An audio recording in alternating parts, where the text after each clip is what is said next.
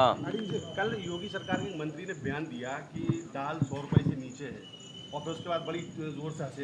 इस पर आप क्या कहेंगे? देखिए चुनाव और चुनाव के बाद जो परिणाम आया है, जो चुनाव में मुद्दे उठाए गए थे महंगाई को लेकर के, बेरोजगारी को लेकर के, और जो आम लोगों की समस्या है, इस समय आप उत्तर प्रदेश में देखोगे, जिन लोगों ने ये कहा कि हम स्मार्ट सिटी बनाएंगे, उनके स्मार्ट सिटी देख लिए, हर जगह जल भराव है, गंदगी है, एक्सीडेंट हो रहे हैं, लोगों की मोटरसाइकिल गड्ढों में चली जा रही है, गाड़ियां नहीं चल पा रही हैं, गड्ढों की वजह से एक्सीडेंट हो रही, जान जा रही हैं।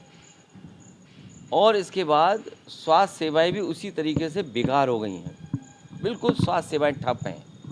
अभी जो हाथरस में घटना हुई वो भी प्रशासन का फेलियर था, अधिकारियों के खिलाफ कार्रवाई हुई है, और जब कार्रवाई की है सरकार ने, तो सरकार ने स्वीकार किया है कि जब अनुमति दी थी, तो अनुमति होने के बाद जो पर्याप्त सुरक्षा, पर्याप्त अधिकारियों का इंतज़ाम होना चाहिए था, वो सरकार ने नहीं किया।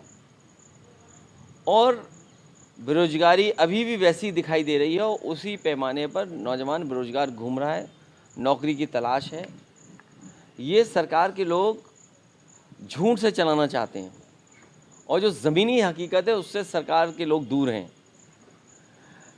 जो महंगाई बढ़ी है उसके ज़िम्मेदार ये खुद हैं, क्योंकि अपने लोगों को मुनाफा कमाने दे रहे हैं। अगर किसान को उसकी फसल की कीमत नहीं मिल रही है, अगर किसान को सही कीमत सरकार नहीं उपलब्ध करा पा रही है, तो जो मुनाफा हो रहा है वो किसकी जेब में जा रहा है? ये जो मुस्कुराहट, जो हंसी, या जो जानकारी उन्हें नहीं थी, वो इसीलिए नहीं थी क्योंकि वो अपने लोगों को मुनाफा कमाने दे रहे हैं। तो वो आपको, हमको ये समझना है कि आपको पता ही नहीं है, इसीलिए आपका और जनता का मजाक उड़ा रहे हैं बीजेपी के लोग। तो क्या लग रहा है एसआईटी की जो जांच रिपोर्ट है इसमें 6 लोगों को निलंबित तो किया गया है, कितनी कार्रवाई पर्याप्त है? इन्हें ये सवाल करना चाहिए कि आखिरकार मुनाफा किसकी जेब में जा रहा है? आटा महंगा, दालें महंगी, सरसों का तेल महंगा, रिफाइंड तेल महंगा, और जितनी भी खाने पीने की चीज़ें सब महंगी। किसान को मुनाफा नहीं, आम आदमी को लाभ नहीं, तो आखिरकार किसकी जेब में मुनाफा जा रहा है? डीजल पेट्रोल महंगा, रशिया से संबंध अच्छे हैं, तेल रशिया से न केवल सस्ता मिल रहा है बल्कि पुराने रेट पे सस्ता मिल रहा है, और क्योंकि रशिया को अपने संबंध भी ठीक करने हैं तो छूट भी दे रहा है। सोचो, छूट मिल रही इनको, पुराने रेट पे मिल रहा है, फिर भी डीजल पेट्रोल जनता के लिए महंगा, तो मुनाफा किसकी जेब में? ये तमाम सवाल हैं, इसका समय समय पे सरकार ध्यान हटाती है। सर, प्रधानमंत्री जी यूक्रेन गए हैं वहाँ पे, लेकिन उनके जाते ही रूस गए हैं वहाँ पे मिसाइल अटैक होती हैं यूक्रेन में, उसी वक्त पे कैसे दिख रहा है? अभी इस पे कोई भी स्टेटमेंट नहीं देना है। अभी जब लोकसभा में प्रधानमंत्री जी अपना पक्ष रखेंगे, उस समय कई सवाल पूछे जाएंगे। जम्मू कश्मीर में भी आतंकी हमले लगातार हो रहे हैं, कैप्टन अंशुमन शहीद हुए हैं, उनकी मां ने बोला अग्निवीर योजना को लेकर कि गलत है। ये कश्मीर को लेकर के या हमारी सीमाओं को लेकर के जितना इनको सावधान होना चाहिए था, जितने इनको इंफ्रास्ट्रक्चर के प्रोजेक्ट वहाँ चालू करने चाहिए थे, वो नहीं हुए हैं।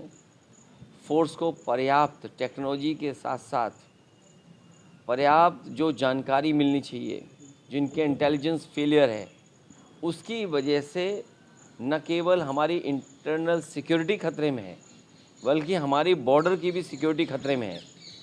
और चीन के सवाल पर सरकार कुछ बोलती नहीं है। सुनने में आ रहा है, अखबारों में पढ़ने को मिल रहा है कि बड़े पैमाने पर ज़मीन कब्जा हो गई है उधर।